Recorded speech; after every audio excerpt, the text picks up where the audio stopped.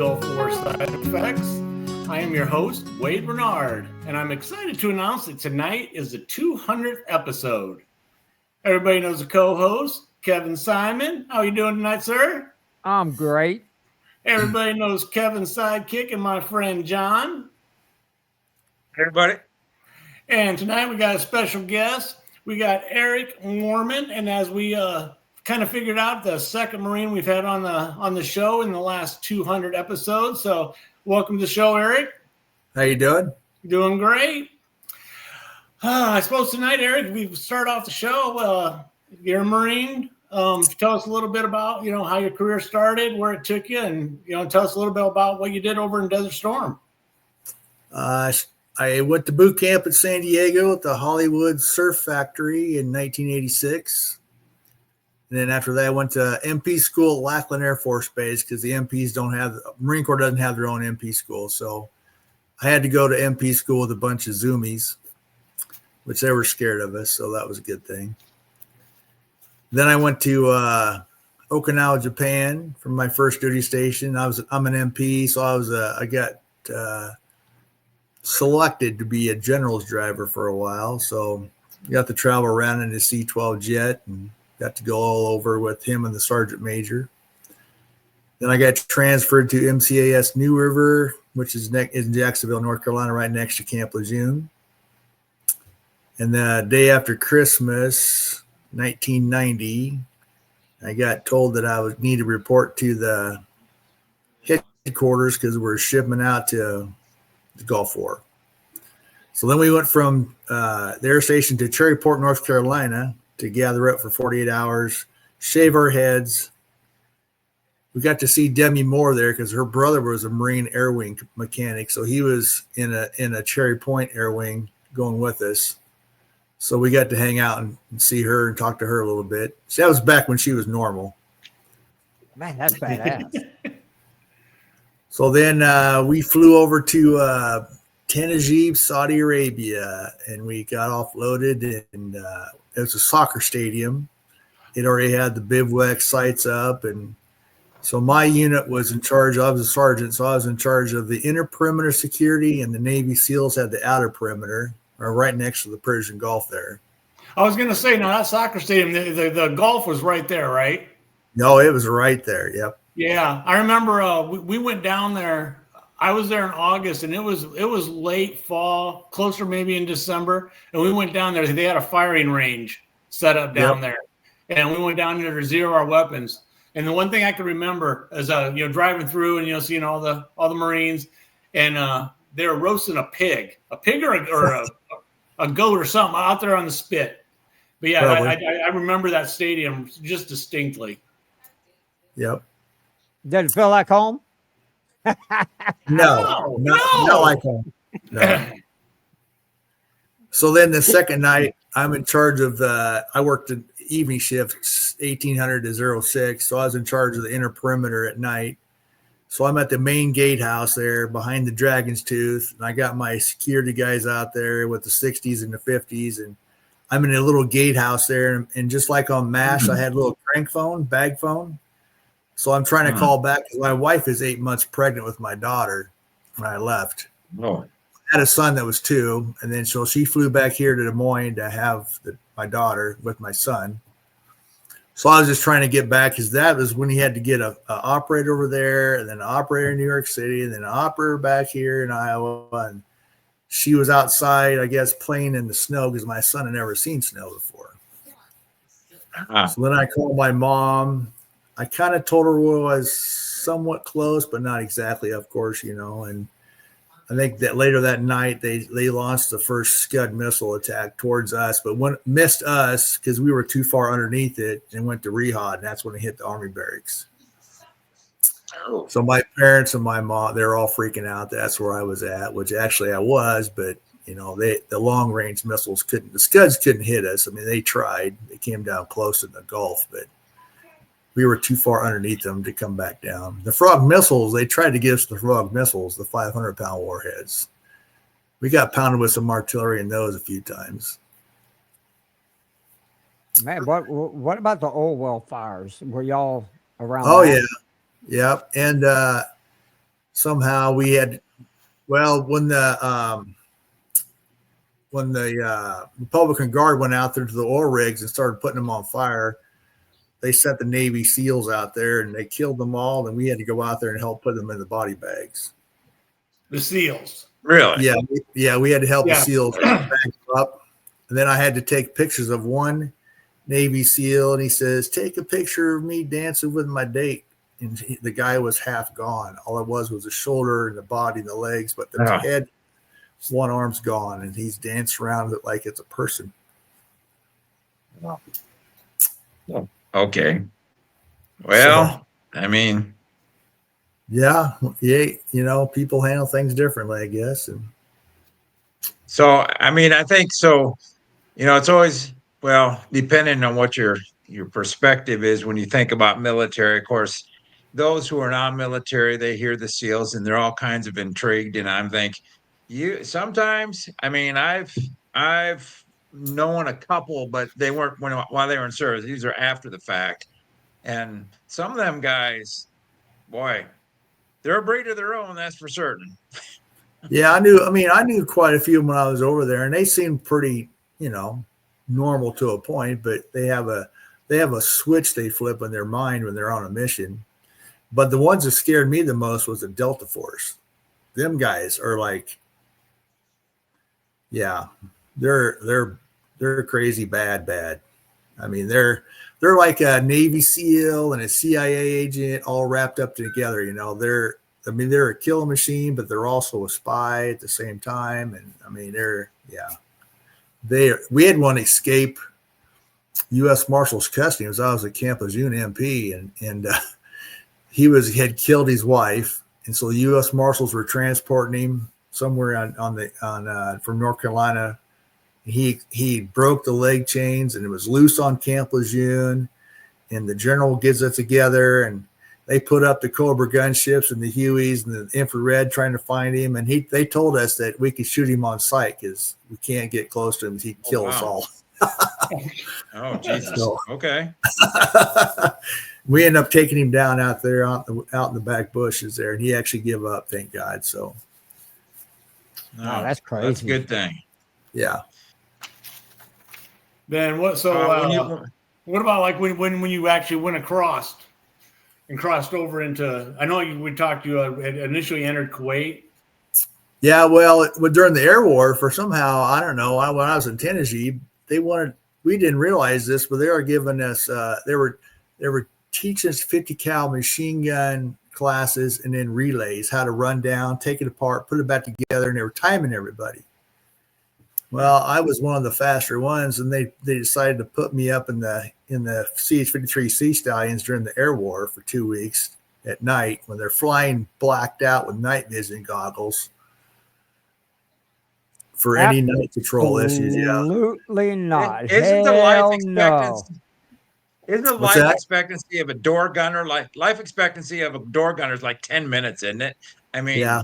And I was not even the door. I was on the back bottom ramp, strapped with a 5-point harness with an A gunner strapped next to me. We had tracer rounds every 5 rounds. Absolutely not.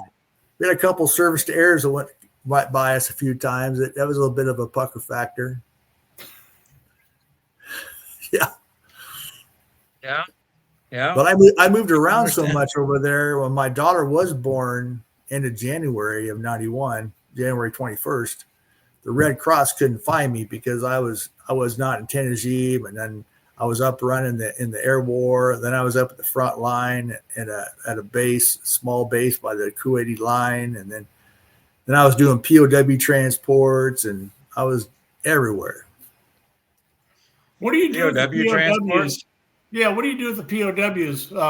We got a lot of them. Sat, waited. Somebody came, picked them up, took them away. What do you do with them then?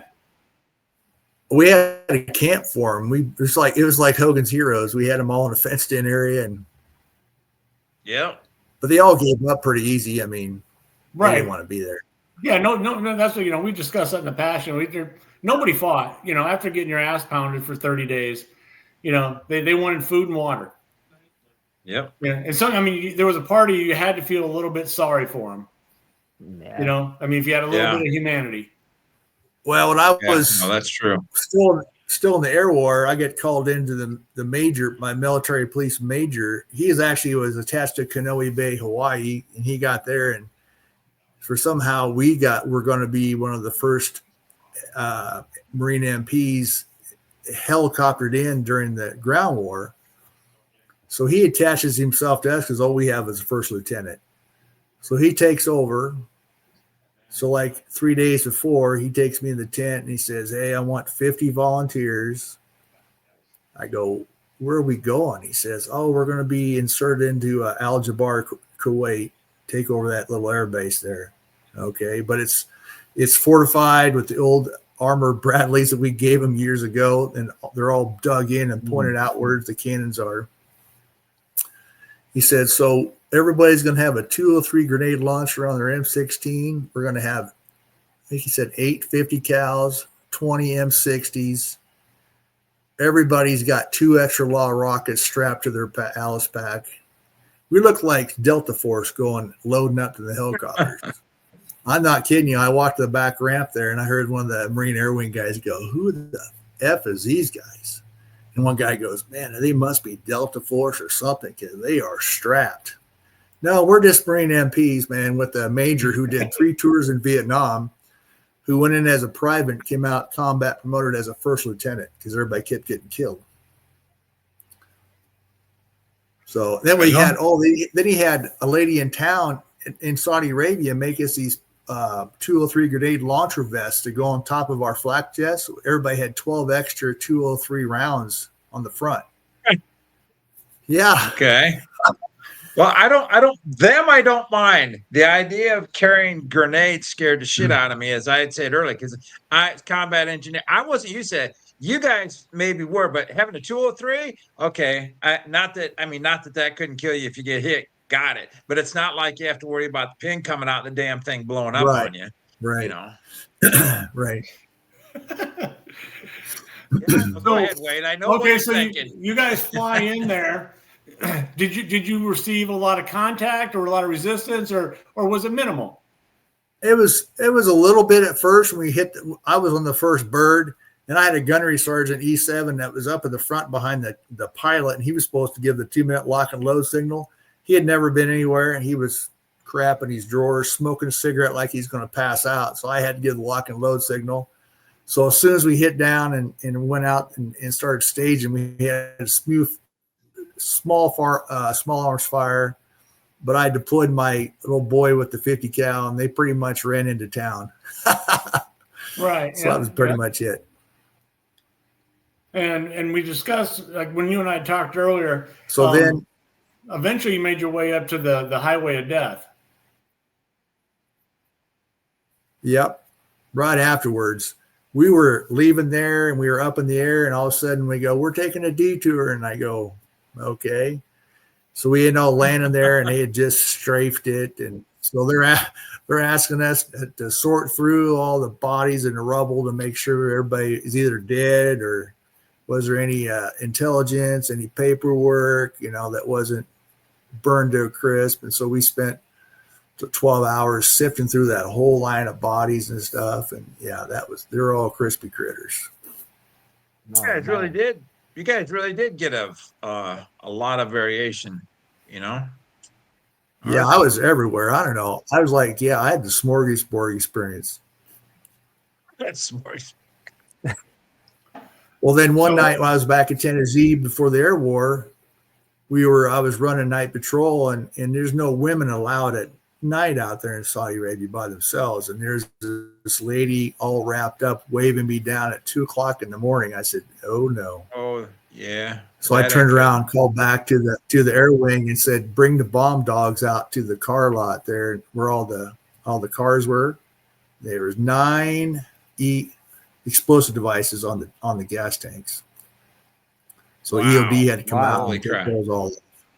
So she was trying to sucker me in to go back, and I heard that was afterwards. They told me that's what they do. Oh, really? Yeah, that's not good. Wow. Yeah. That's not good at all. No. So you get home, About when, give or take, did you make it back to the States? Yeah, I got back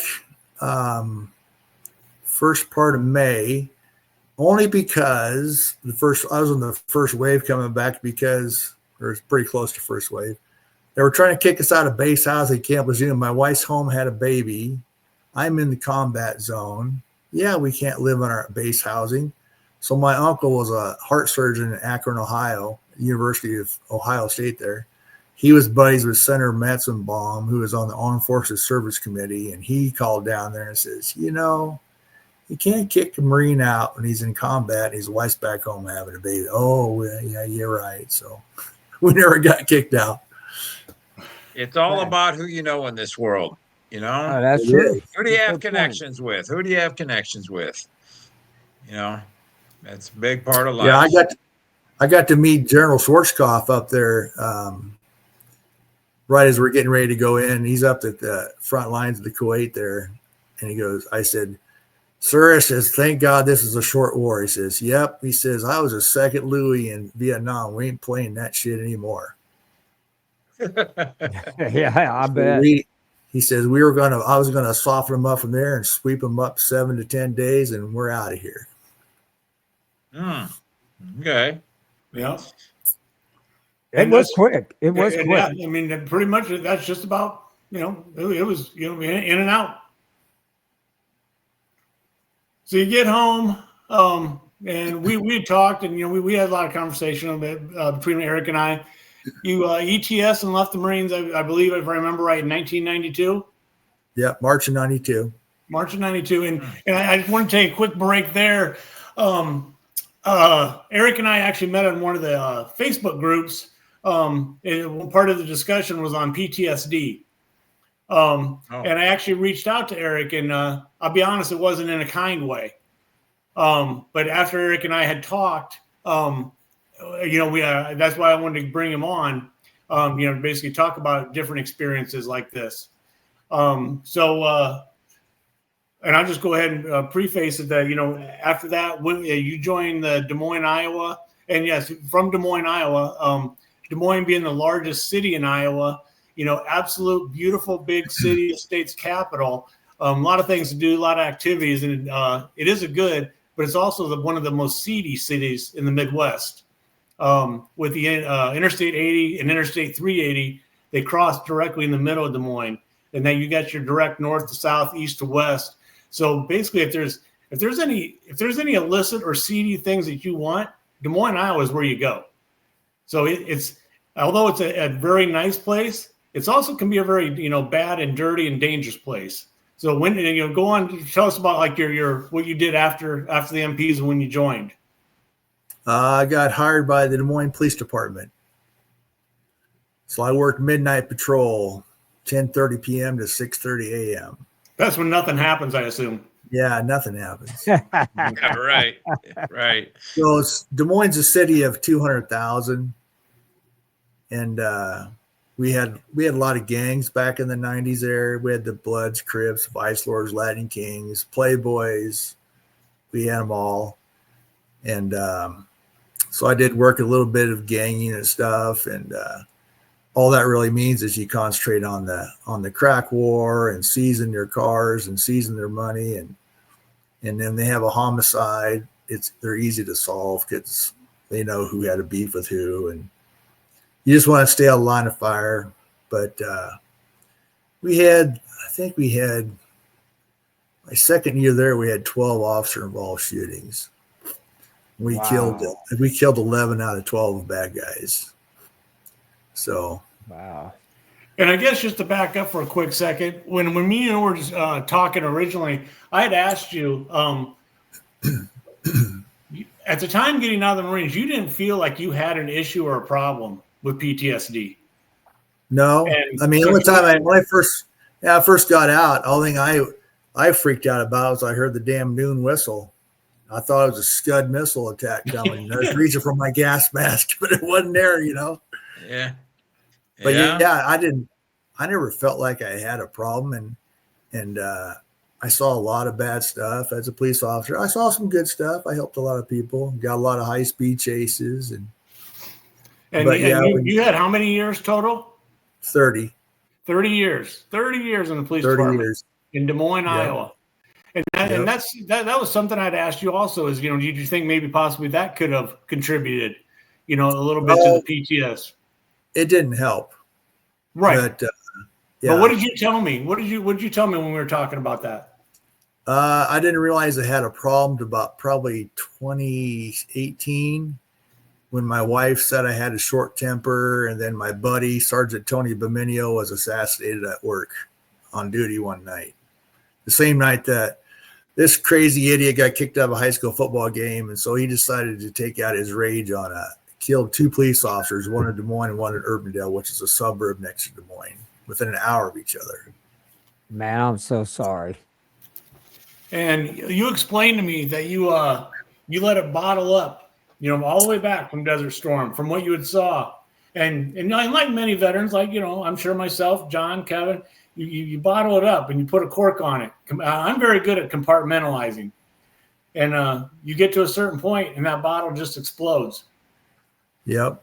And so I didn't even think about putting in for the VA disability, anything, till our chief of police had organized our Des Moines VA medical center to come down with like 6 reps. We have our own police academy. So there was probably 40 or 50 Des Moines officers that were veterans. So we went in there and we went down to you start this line here, and he'd ask you some questions, and they'd send you down a couple more. And they asked me the first bunch of questions here is about PTSD and stuff. And they go, you go way down to the end down there. So I went way down the end, and then they explained all the things I got to do to apply. And I applied myself. I didn't have anybody helping me. I just read it online. I did the e-benefits online application, did all my paperwork. Then I did all my doctor's appointments. And then you also attended a 14-day inpatient. I also Yeah, I went to that. That's very important. I think a lot of veterans, one, don't know about it, and two, that is. By chance did you go to St. Cloud for that one? No, I stayed here in Des Moines at the VA.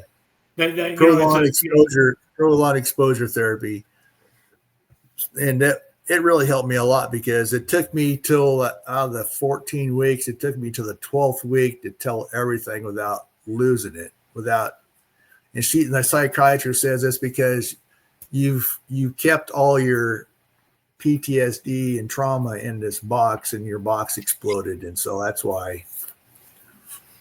I mean, that's understandable, though. I mean, I get. I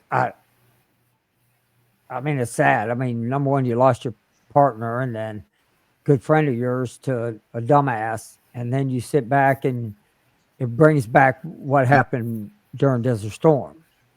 And right. Some people do bottle it up, and I can understand that. And I mean, my heart goes out to you.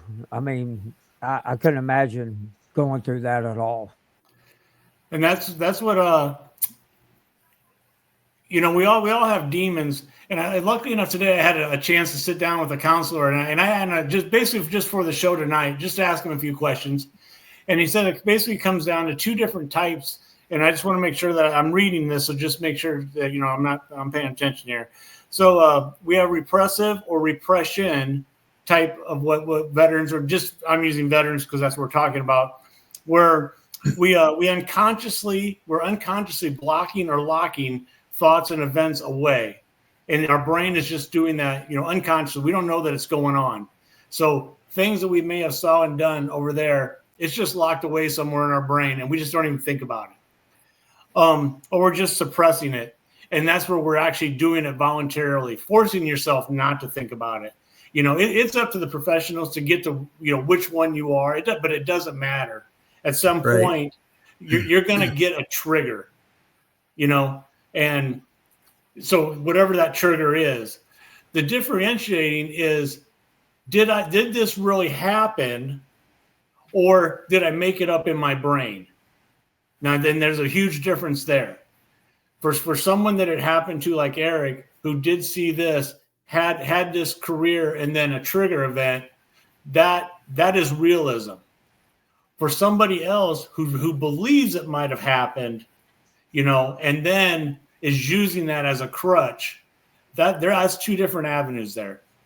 And we can leave that to another night, and bring in the professionals. But I just, I think Eric's a good example of the triggers, that can come and how it can be laid dormant for so many years. And I agree with that. So, and Eric, I suppose once you got diagnosis and everything, I suppose you probably just stay at home now and probably just watch the news. Probably don't do anything at all. No, not at all. I'm the VFW post commander in West Des Moines. I got 84 members. I'm a certified equine specialist for veterans. Can you explain to John what responders. equine is? Horse therapy. That's horses, John. Yeah, I know, Wade. John, don't feel bad. Don't be bad, because I was over there going, what the hell's the equine? I knew exactly what he's talking. I know. I thought it was like an equine talking about a pig farm, and you go over. No, that was I know. But see, everybody needs to understand. All three of y'all are from Iowa, and I'm from Texas, and I give y'all a bunch of crap. But man, I tell you what, we have a few. I love Iowa. I think Iowa's a cool place. At one point I wanted to almost move there because I liked it. Until I passed up a pig farm. There's a few pig farms here and there randomly. A few. So with your equine project, what are you doing with that? I'm on a new veterans nonprofit board called QRF Up, Quick Reactionary Force Up, which is about veteran suicide prevention, first responder suicide prevention. So I'm in the midst now of the first round of trying to raise about $5-6 million to build the ultimate equine therapy complex with full-time therapists, live-in dorms, 20-stall horse barn, indoor arena. Myself would be the instructor. I'll have to have some help, but it'll be all approved by medical insurance, VA care in the community. Plus, we'll have some scholarships for people who can't afford it. So I'm trying to build the most unique equine therapy program for veterans and first responders in the United States. So that would be awesome. That's badass. Yeah, that is badass. So that tells me I think the ticket to healing is getting out and doing something good, positive. Sitting indoors in the darkness isn't going to get you anywhere. Nope. And I've helped a lot of veterans. I ran a program up in Northern Iowa for a year, and I helped a lot of those veterans that thought they'd never come out of their shell, and they come out of their shell. I'm still in contact with them, even though I'm not there anymore. They still text me all the time. We went to lunch a couple weeks ago. So it's kind of a bond you make with them. That's true. It is. I'm going to be honest with you. When I first met John and I first met Wade, I can tell you, in the beginning, John was just, he was, what word am I looking for, John? Bashful, shy. He really didn't want to really come on. But he asked a lot of damn questions, but he wouldn't come on the program. And then, finally he ended up doing when Wade came on the program, we talked. And after that, we just all clicked. And so, and that's the one thing about it. Veterans connecting with veterans talking with veterans. And I understand. I'm not doing a horse farm or, equine. Is that what y'all call it? Equine? Equine. Okay. I'm not doing an equine. I'm doing a Kevin coin. And but it's true, man. It really is true, man. With us talking, it does help. I think it helps other veterans to come up here and talk. It's just what this is about. Well, the thing about the horses is there's the old saying, what's good for the outside of a man, it's outside of a horse is good for the inside of a man. So just being with the horse will lower your heart rate within 30 minutes. And their resting heart rate is 48. So that's why everybody's anxiety level goes down when they're sitting there rubbing on a horse or brushing a horse, and that's all they're doing, but they're still in that vicinity. And horses don't judge. Horses keep secrets. So all these guys and I have females too, veterans, and they can go out with a horse by themselves and tell all their secrets, and the horse is not going to tell anybody.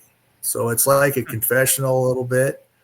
They'll have different activities, confidence building. It's all about building confidence. So they do things on the ground with them. Then I'll teach them how to saddle up a horse and ride. I'm a professional quarter horse trainer. I've trained some world champions.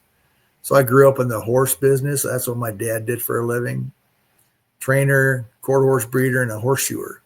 That's all we did, travel across the United States like carnival people, but we went to horse shows. Oh, wow. Okay. That's interesting. Wow. And I still run the Iowa State Fair horse shows the first weekend up there. The Cowgirl Queen contest, there's like 165 of them. And then there's a horse show that Saturday and Sunday, and there's like 175 horses in that show. So I run all that. No, that's pretty cool, man. See, y'all are missing out. What's wrong with y'all, man?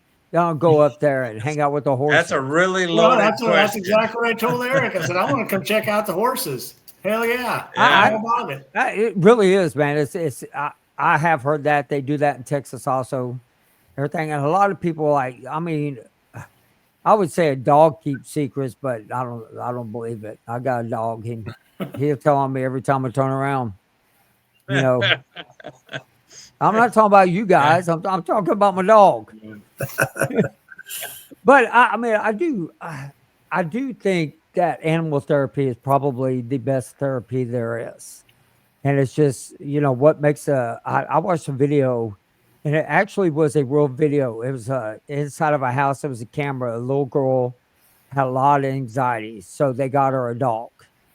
And you could see when she leaned against her door, that dog sensed it right then and there. Something was wrong. And the girl would drop down and start crying. And that dog knew exactly what to do to bring her back up. Right. And so I do think animal therapy is very important. And I mean, I commend you for that. I think that's one of the neatest things. The studies show that if you do a 6-week horse sessions with me or any equine therapist, you have an 84% chance of changing your brain chemistry, which gets rid of your PTSD, minimizes it without drugs. And a 62% success rate from wanting to commit suicide without drugs. And I'm going to say this, Wade. I'm going to say it.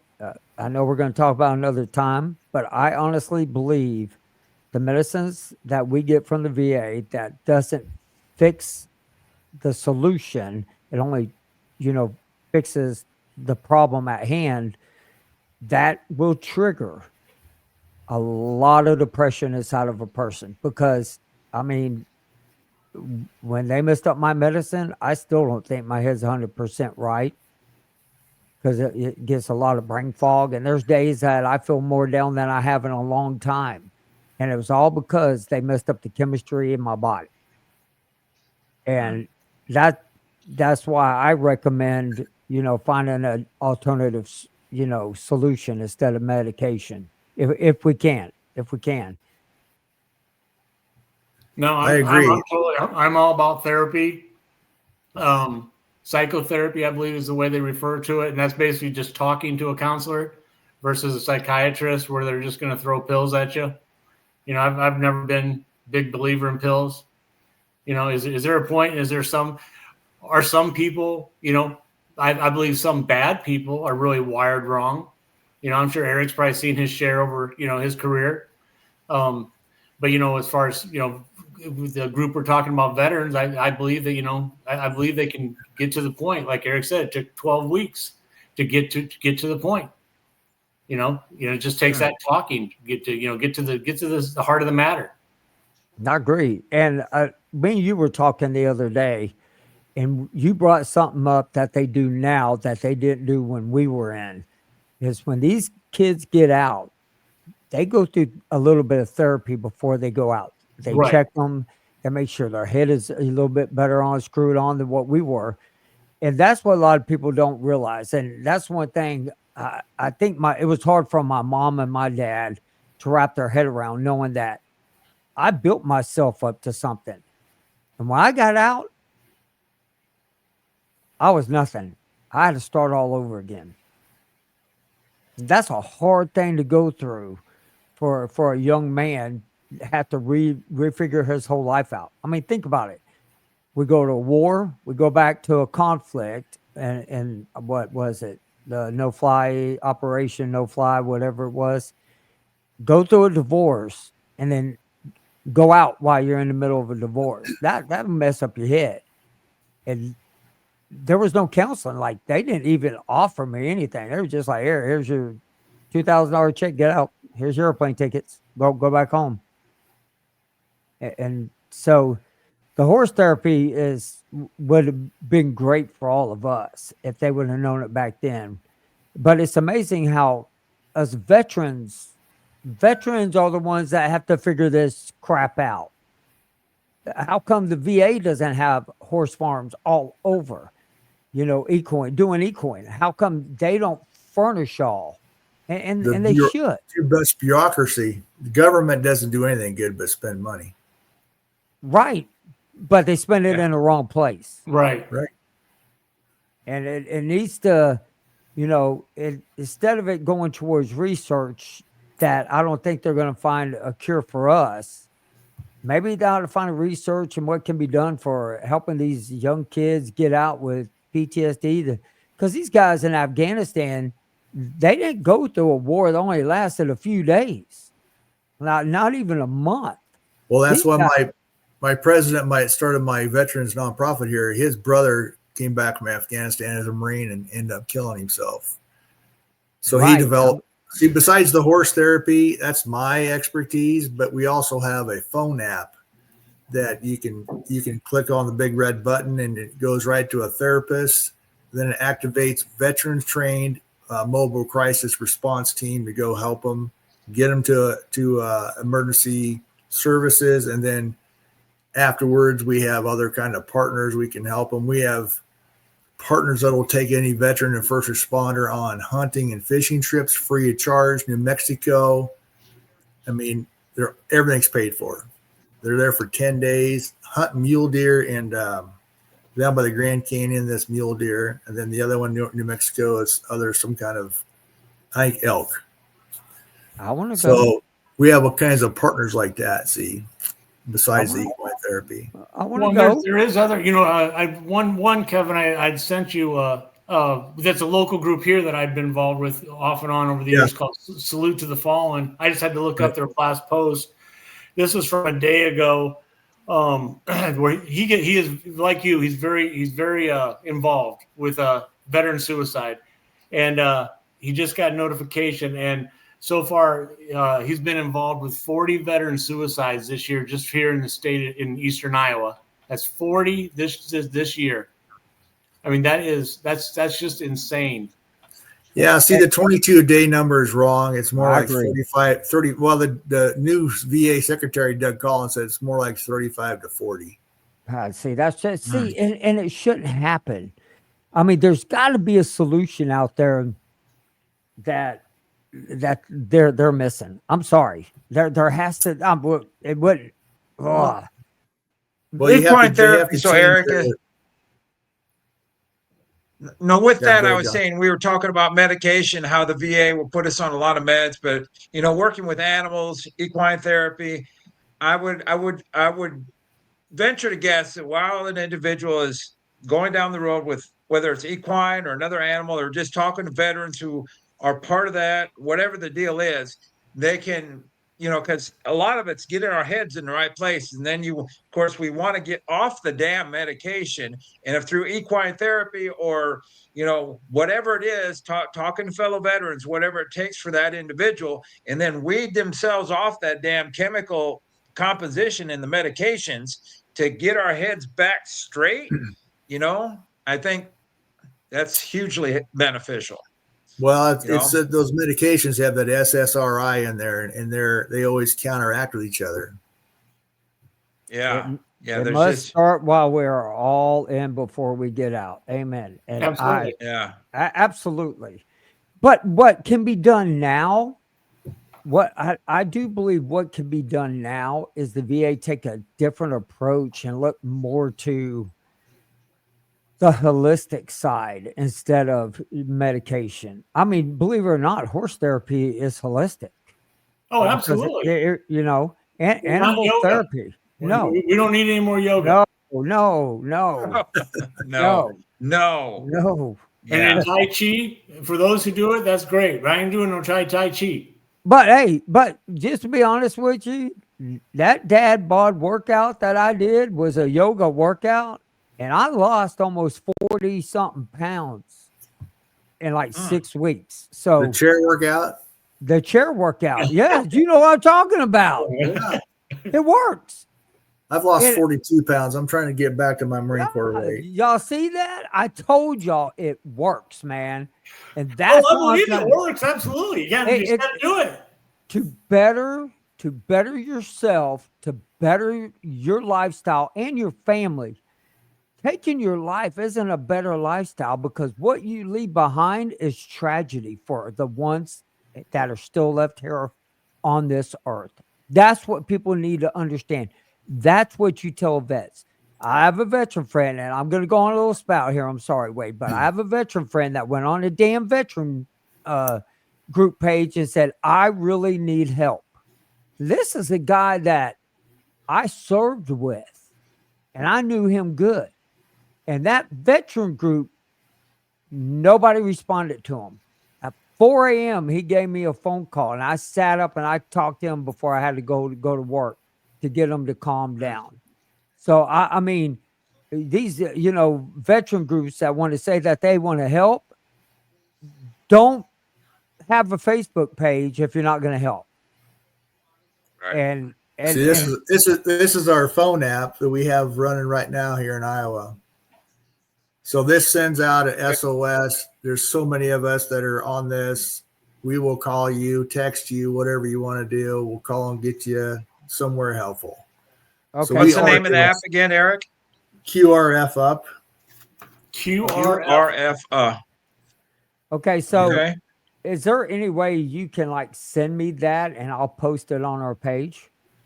Yeah, Okay. it's in the App Store, and we're making some more changes. But right now we're running it out on a smaller scale right now. But yeah, that's our goal is to have the equine therapy complex with the full therapist and everybody there, and also have this phone app run at the same time because they're going to need aftercare. So once we get them from the suicidal thoughts into help, they're going to need aftercare, and we can't send them to the VA because the VA is just going to drug them up and make them be a zombie. So we're trying to get them. We're going to have full-blown dormitories, male and female, therapists on staff. I mean, this is going to be a full alcohol, drug, PTSD, depression, suicide prevention, equine therapy, counseling. So Horses. anybody from across the country there can you go. give you a call or whatever. We're trying not to be too far from the airport, so they have to fly in and stay a 30-day intensive program. That's what we're aiming for. Now, do you actually have a foundation established, Eric? Yeah, we have we're a 501c3. We're all up. We're And all what is your foundation? QRF up. Okay, .org is the QRF website. up. Okay. Yep. It's a C3. Everybody on the board are either Marine Corps or Army combat veterans. So there's no, I mean, the civilians, they try, but they just don't have that credibility. Okay. So I got it up right here. Perfect. Yeah, there we go. I got it right there. And so that right there, I mean, go to App Store, get it. If you suffer from PTSD or you suffer from anything, let these guys help, man. So we're starting to roll out here in Iowa. Then we got some out in Las Vegas. We're even getting active on Guam, the island of Guam. Hey, that's where I was stationed. There's 8,000 veterans there, and there's only one psychiatrist. Wow. Holy crap. Well, hold on. Wait. Y'all got to realize Guam's only 8 miles wide, 27 miles long. And I want to know how in the hell they fit 8,000 people on that little thing, man. I bet there are a lot of vets. Yeah. Well, look how many, what is it? Long Island's got 8 million people on it. I mean, it's real hilly, like mountainy. It's pretty cool, man. I lived there for 4 years. I can see how they put 8,000. But I mean, really, truly, man, I mean, it is beautiful. And for me, like when I missed home, I just went out and I sat by the water and listened to the waves break and just listened to it. So, it was nice, peaceful, and calm. Well, if anybody's going to be in Des Moines, July 12th, we're having a Heroes Appreciation Day downtown Des Moines at the Riverview Park. It's free. And we'll have music, food trucks, raffles, tents set up, other Marines there, other Army veterans, motorcycle riders coming. So it's just to appreciate the veterans, feel appreciated, first responders feel appreciated. July, what you say? July 12th. July 12th. Okay. And July 1st, we have an Iowa. What's that? Go ahead. What time does that start on July 12th? I think it starts at noon. I can send you a flyer. At noon. Yep. Okay. Then July 1st, that night, the Iowa Cubs ball game, we have 236 seats reserved behind home plate for a fundraiser for us. They normally cost $127 a seat. For us, they cost you $15. Wow, that's good. Oh, wow. $6 of that comes back to us. Oh. So I can send you guys a link for that too, because you have to go to a special link for us for those tickets. But okay, that's good stuff. All right. I was on Simon Conway WHO radio 2 weeks ago talking about this, and he'll have us back. And his son is an instructor at West Point. He's an Army officer who was a drone operator in Ukraine, and his whole unit was killed. He's a sole survivor. Oh shit! Wow. Yeah, I didn't even know that about Simon.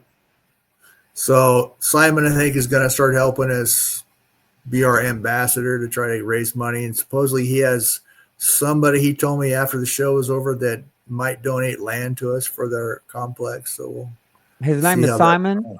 His name is Simon Conway. I'll tell you, that must be a great guy named Simon. That's all I can say. I don't understand why, but that's just a great name. He's from England. But he lives over here. Yeah, his wife's from here, though.